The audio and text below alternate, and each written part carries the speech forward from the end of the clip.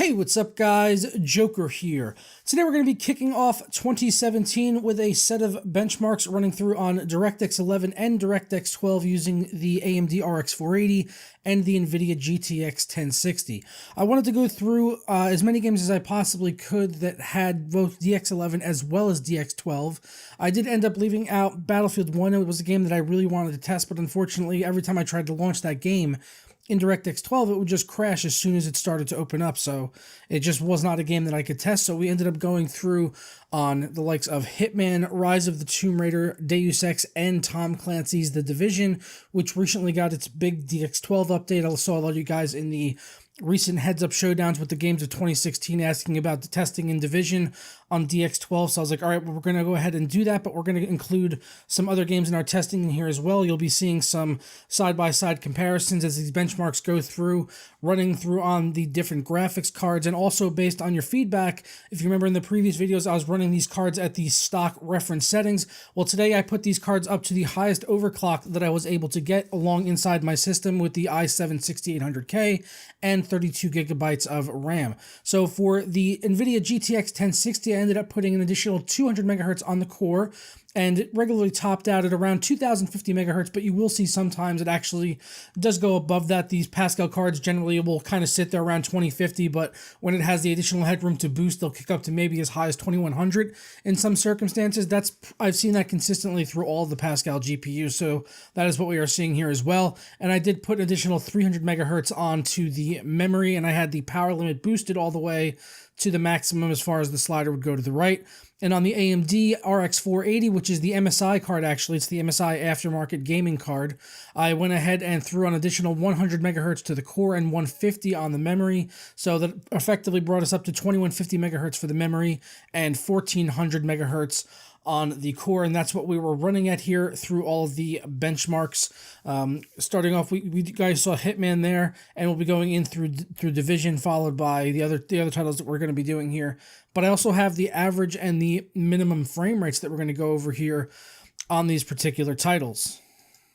So we'll start off with the average frame rates, and then we'll get into the minimums. Up here on Deus Ex, we can see the RX 480 does pull in a very small victory with 49 average FPS, and on the low end here, we could see the 1060 and DX12 at 47 FPS. So only really a 2 frame rate difference there from the high to the low end of the average FPS here, which is kind of within the margin of error, I would say.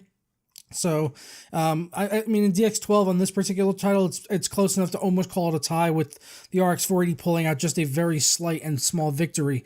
While switching over to Division, we can see that the RX 480 does pull in a more commanding lead with the 62 average FPS versus the 59, or should I say the 58 on the GTX 1060 at DX12. And then for DX11, NVIDIA does pull out the victory by 1 FPS here, again, kind of within the margin of error. But in DX12, we do see the AMD RX 480 pulling ahead a significant margin to 62 frames. On Rise of the Tomb Raider, definitely the 1060 and DX11 is the one shining here at 67 FPS, while the other 3 cards are falling in at 67, 68, and 65. With the AMD RX 480 falling behind the 1060 even in DX12. So Rise of the Tomb Raider definitely showing that it is benefiting on the NVIDIA cards over AMD, while Hitman, the picture flip-flops again, where we see AMD taking a very commanding lead with 87 average FPS versus 75 in DX12 and 81 versus the 73 FPS of NVIDIA in the DX11 API. So pretty strong showing here from AMD across here, taking in 3 out of the 4 titles, while NVIDIA took the lead out in Rise of the Tomb Raider. We'll go ahead and take a look at the minimum frame rates now and see if that story continues.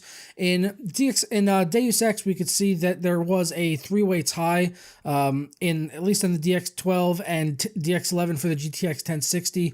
Only the RX 480 and DX11 really dipped down really low, down into 20 FPS. On the Division, the lowest that we saw was the 1060 and DX11 going down to 33, and the RX 480 and DX12 took a lead here with 42 as its lowest frame rate that it had in the DX12 benchmark here. On Rise of the Tomb Raider, we could see again RX 480, despite actually having lost that, if you remember, in the average FPS against the 1060, in the minimum side, the Rise of the Tomb Raider takes a pretty strong lead here with 36 FPS versus the 12 of the GTX 1060 and DX12, while bumping that up to 14 FPS on the RX 480 in DX11 and then 28 FPS on the 1060 and DX11, showing that this is a stronger game in DX11 certainly for NVIDIA, as we saw in the average FPS here, but AMD performing better in DX12 at least at the minimums. And then on Hitman, it's a pretty close matchup, but once again, the RX 480 pulls in a victory, which gives them a kind of a clean sweep apart from the tie in Deus Ex.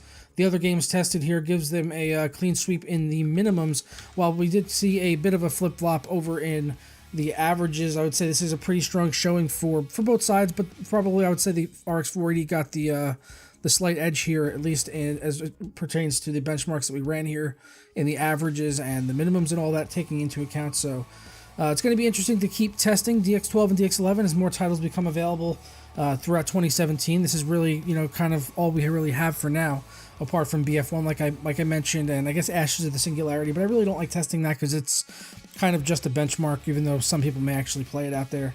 I've always just thought of it as a benchmark, so that's why I didn't want to include that one. And BF1, like I said, had its crashing issues on DX12, so I just couldn't test the game properly, at least in DirectX 12, so we were limited here to these 4 titles.